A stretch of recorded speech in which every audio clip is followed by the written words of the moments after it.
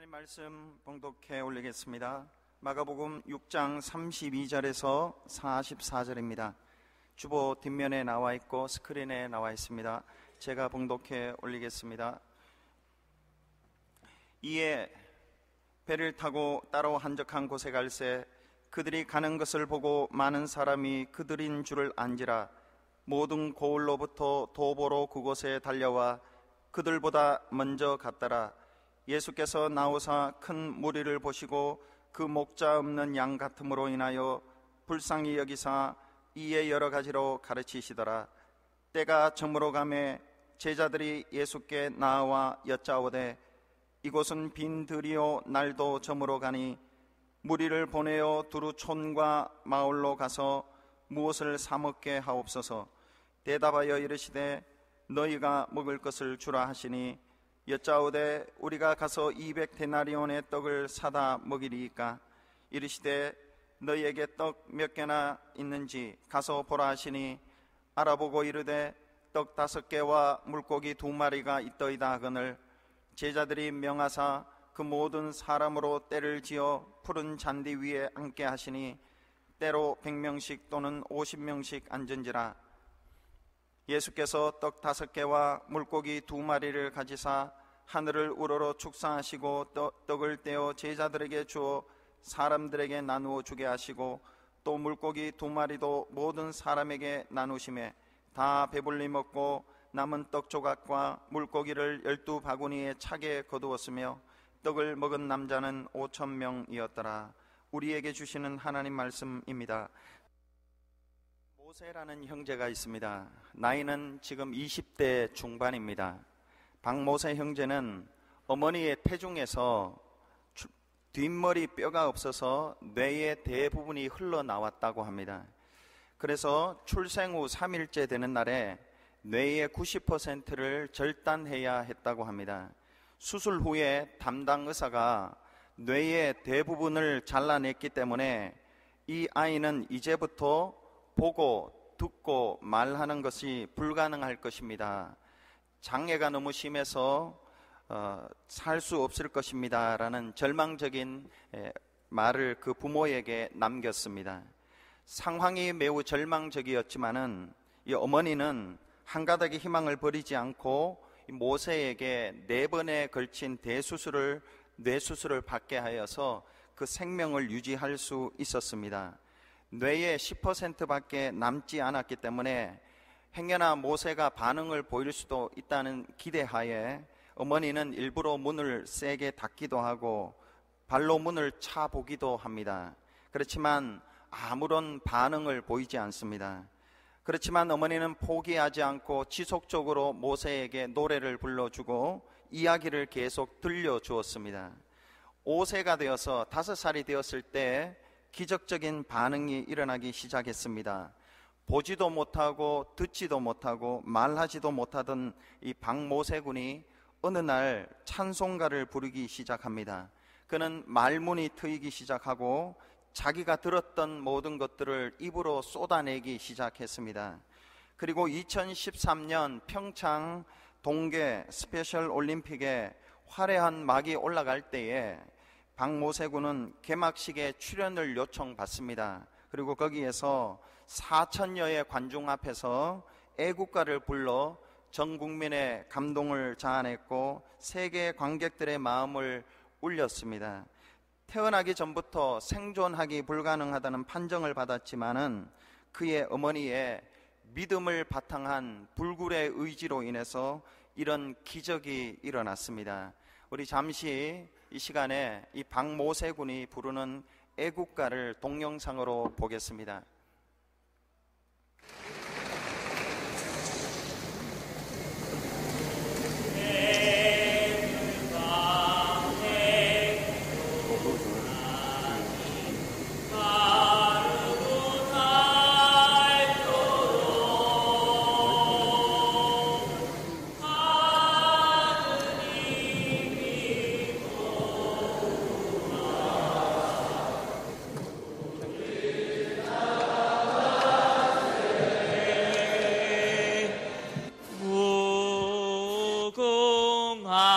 삼천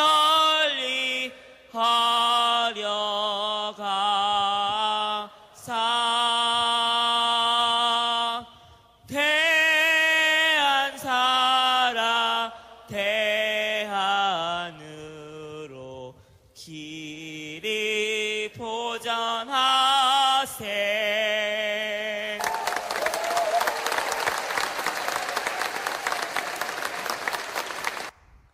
오늘 본문은 오병이어 기적 이야기입니다. 박모세 형제의 기적 이야기와 같이 기적 이야기입니다. 교회를 어릴 때부터 다니신 분들은 어릴 때부터 귀에 딱지가 않을 정도로 이 오병이어 기적 이야기를 많이 들었을 것입니다.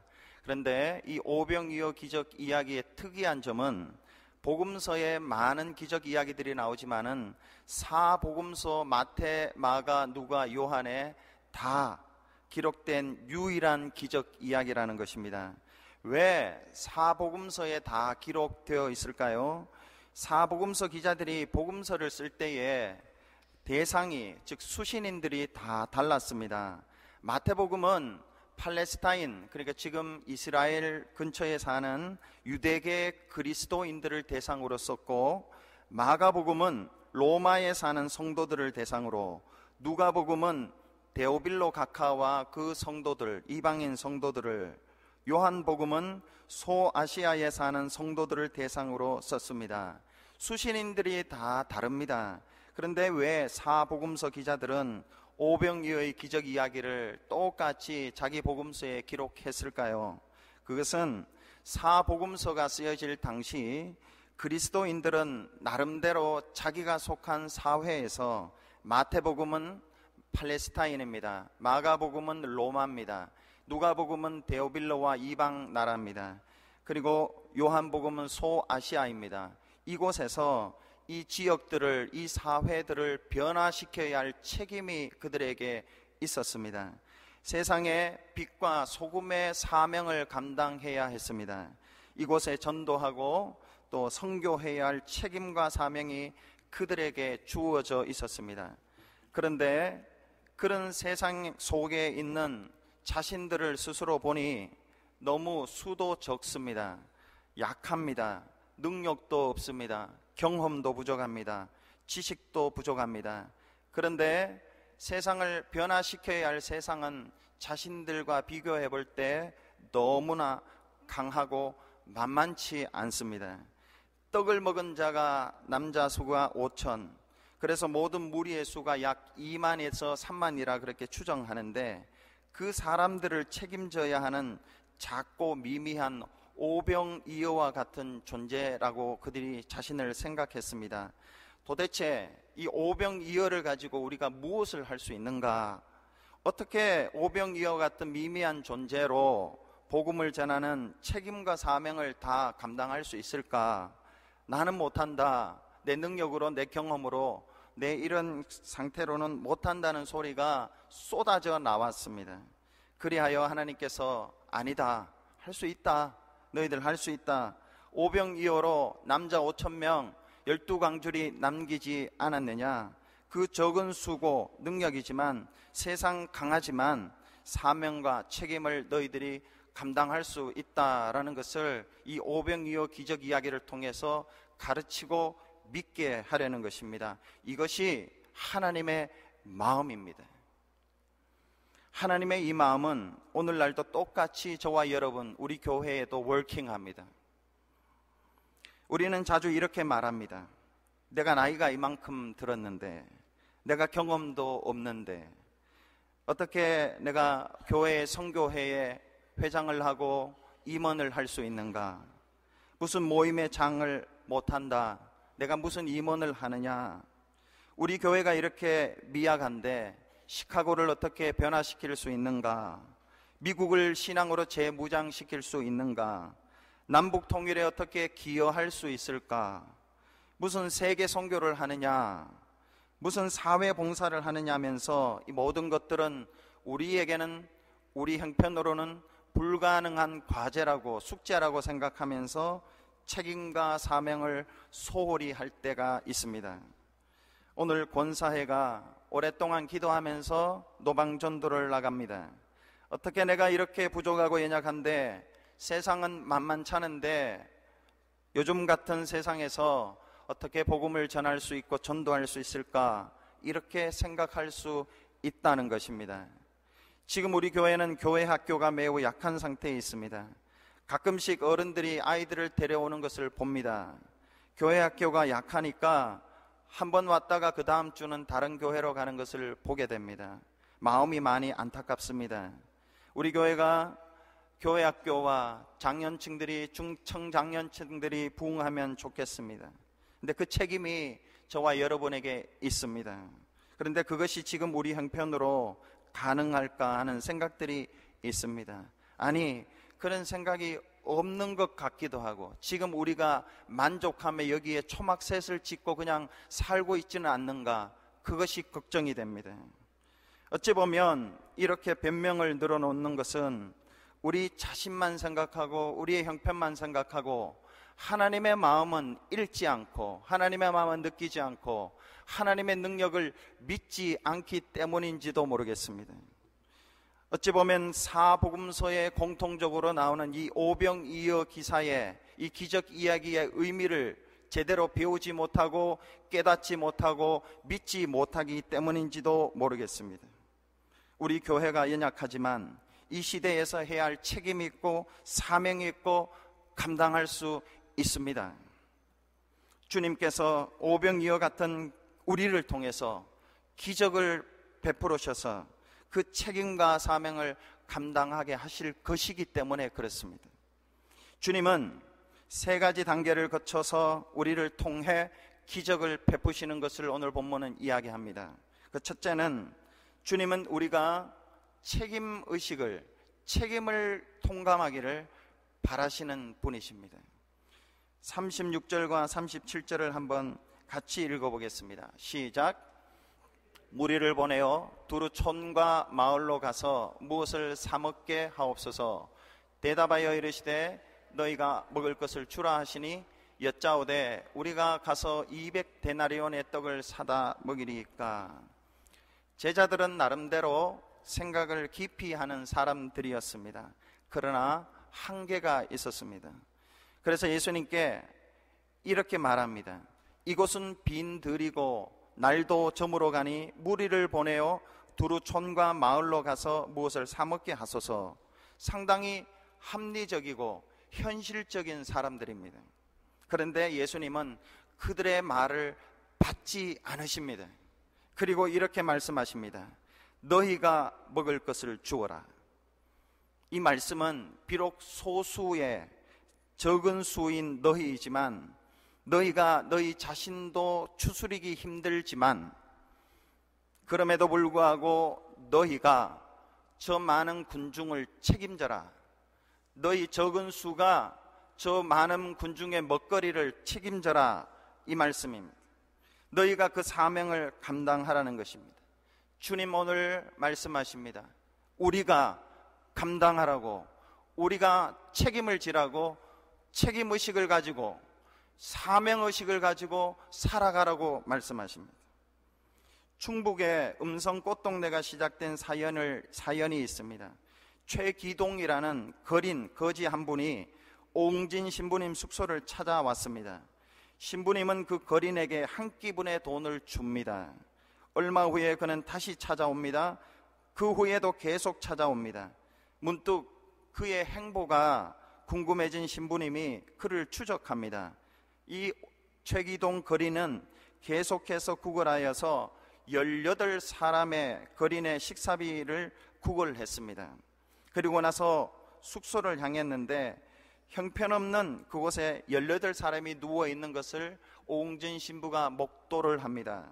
그가 다시 신부님에게로 와서 구걸했을 때 신부님이 이렇게 묻습니다.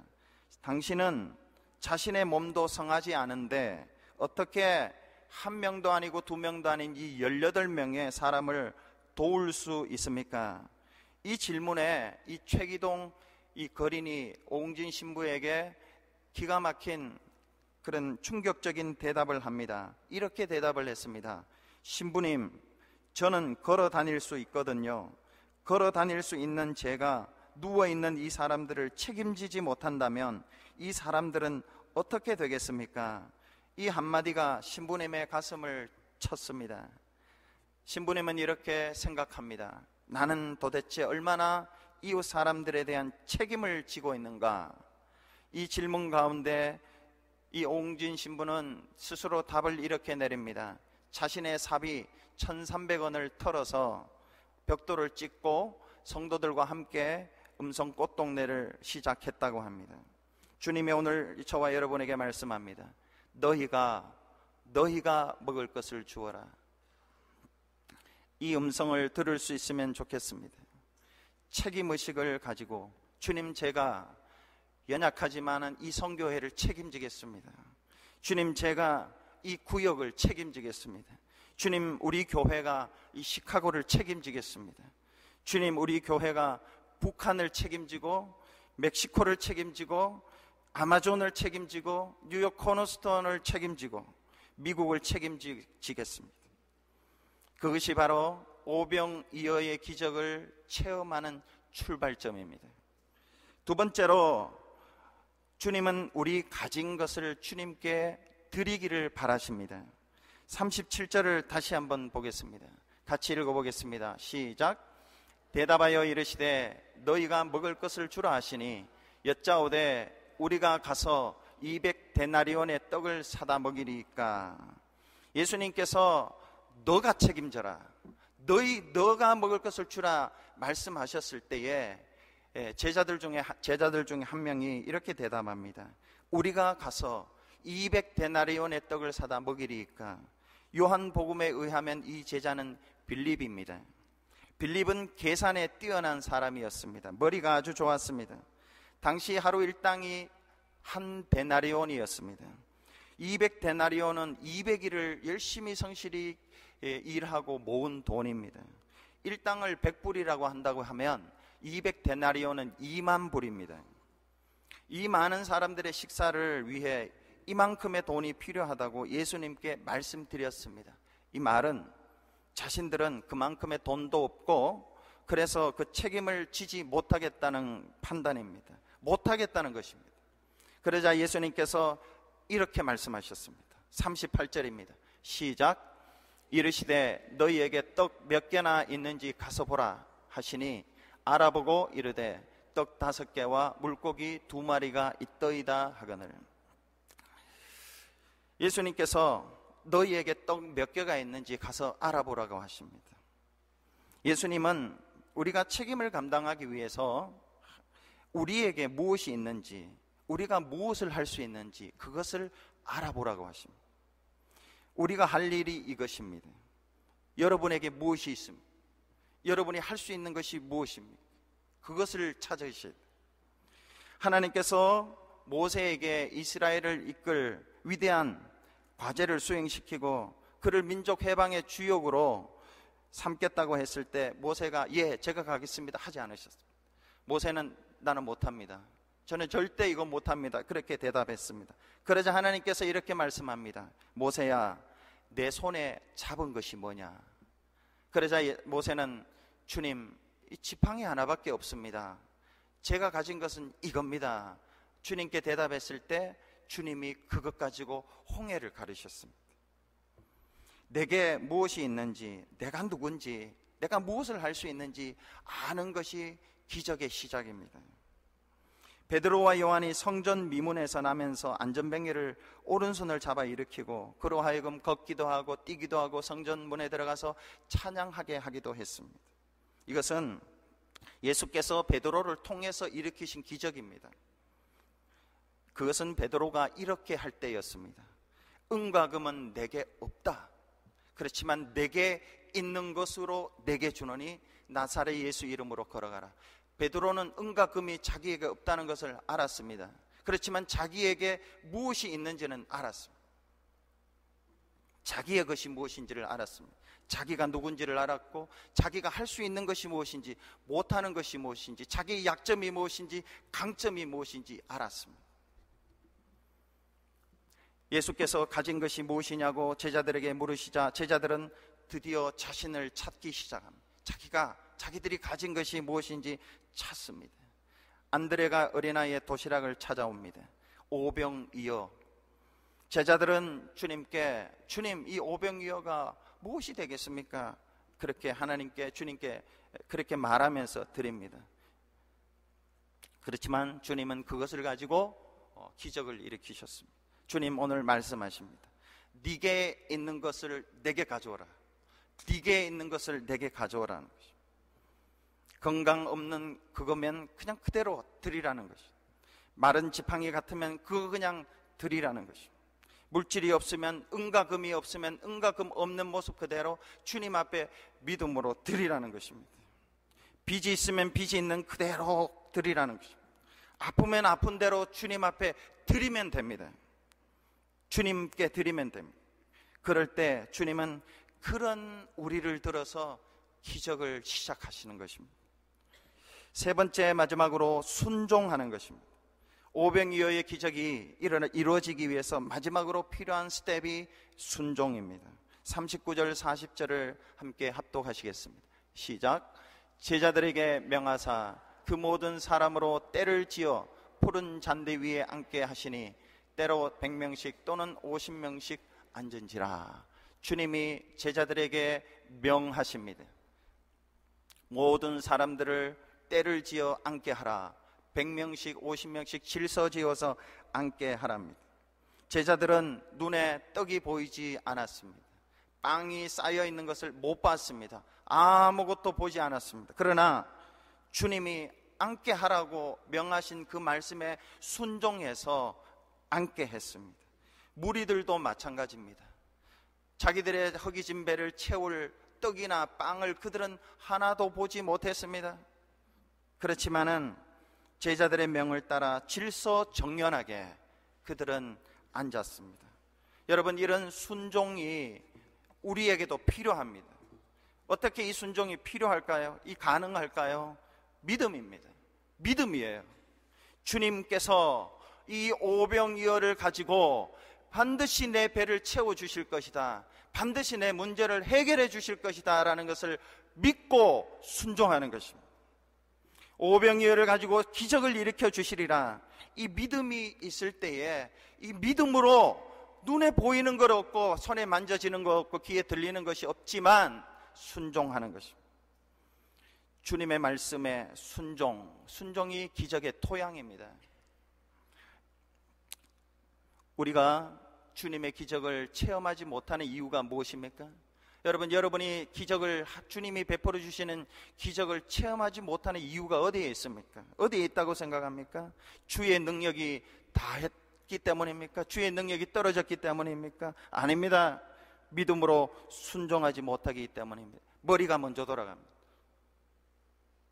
믿음이 없습니다. 주님이 이 작은 것 가지고도 기적을 베풀어 주시리라는 믿음이 없기 때문에 기적을 체험하지 못하는 것입니다. 믿음으로 순종할 때 홍해가 갈라졌지 않습니까? 믿음으로 순종할 때 요단강 갈라졌습니다. 믿음으로 순종할 때 여리고 성이 무너졌습니다. 믿음으로 순종할 때 나아만의 문둥병이 나았습니다. 믿음으로 순종할 때 사르밧 과부 집에 통에 가루가 떨어지지 아니하고 기름이 떨어지지 않았습니다. 순종할 때 베드로가 그물이 찢어지도록 고기를 잡았습니다. 믿음으로 순종했을 때 유럽의 복음화가 시작되었습니다.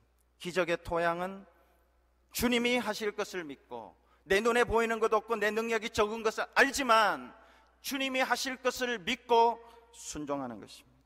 주님이 이제 기적을 행하십니다. 41절에서 43절을 우리 같이 읽어보겠습니다. 시작. 예수께서 떡 5개와 물고기 2마리를 가지사 하늘을 우러러 축사하시고 떡을 떼어 제자들에게 주어 사람들에게 나누어 주게 하시고 또 물고기 2마리도 모든 사람에게 나누심에 다 배불리 먹고 남은 떡 조각과 물고기를 12바구니에 차게 거두었으며 떡을 먹은 남자는 5,000명이었더라. 여기서 여러분, 떡을 떼었다는 말씀이 있습니다. 떡을 떼었다는 것은 주님께서 십자가에 달려 몸을 찢고 피 흘려 주셨다는 것입니다. 요한복음에 의하면 이 사건이 있고 난 뒤에 요한복음은 늘 그 의미를 설명해주는 그런 복음서죠. 그 뒤에 몸을 찢고 피를 흘렸다는 것은 내가 생명의 떡이다라는 것을 가르칩니다. 여러분, 저와 여러분에게 진정으로 필요한 것은 육신의 양식이기도 하지만 사실은 영의 양식입니다. 우리 영혼을 채워줄 영의 양식입니다. 주님께서 나와 같은 자를, 나와 같은 죄인을 위해서 하나님이 당신의 자리를 버리시고 이 땅에 오셔서 십자가에 달려 피 흘려, 몸 찢고 피 흘려 죽으셨다는 이 십자가의 사랑이 저와 여러분에게 필요합니다. 그 사랑이 성령으로 말미암아 우리 마음에 주어질 때 우리가 순종하면서 책임과 사명이 어떠하든지 간에 감당할 수 있는 사람이 됩니다. 다시 박모세 군의 이야기로 돌아갑니다. 그 박모세 군의 어머니가 이렇게 이야기합니다. 더욱 놀라운 것은 지금도 비어있는 뇌가 자라나고 채워지고 있다는 사실입니다. MRI 검사 결과 점점 뇌가 채워진다는 이야기를 들었습니다. 그래서 의사에게 뇌가 자랄 수 있는 것이냐고 물었는데 의사가 이렇게 대답합니다. 의학적으로 설명하기 힘든 일이다 했습니다. 하나님께서 그 어머니를 통해서 기적을 베푸셨습니다. 모세는 이렇게 말합니다. 노래는 나의 삶의 꿈이자 희망이자 에너지다라며 다시 삶에 대한 각오를 다집니다. 평창에서 애국가를 부른 후에 그는 2달 계획으로 미국 전역을 순회 찬양했다고 합니다. 저와 여러분에게 주님의 십자가의 사랑이 성령으로 말미암아 오늘 다시 부어지면 좋겠습니다. 그리하여 주님, 내가 책임지겠습니다. 내가 이 선교회를 책임지고 이 교회를 책임지고 이 시카고를 책임지고 이 미국을 책임지고 북한을 책임지고 세계 선교를 책임지겠습니다. 내게는 나는 오병이어밖에 되지 않습니다. 그렇지만 내가 주님께 드립니다. 주님, 이 작은 것으로 기적 일으켜 주실 것을 믿습니다. 순종하겠습니다.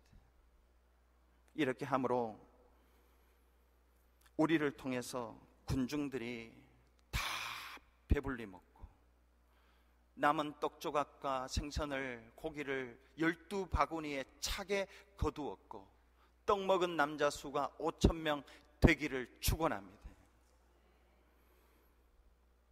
그리고 제2의 박모세 같은 청년들이 주 안에서 삶을 회복하고 애국가가 아닌 애천국가를 부르게 하면 좋겠습니다. 그들이 꿈을 꾸고 복음을 들고 세계를 향해 나아가게 우리를 통해서, 우리 교회를, 저와 여러분을 통해서 이렇게 이 땅에 사는 동안에 주님 주신 사명과 책임을 다하다가 주님 앞에 가는 저와 여러분 되기를 축원합니다. 기도하겠습니다. 우리 함께 잠시 기도하겠습니다.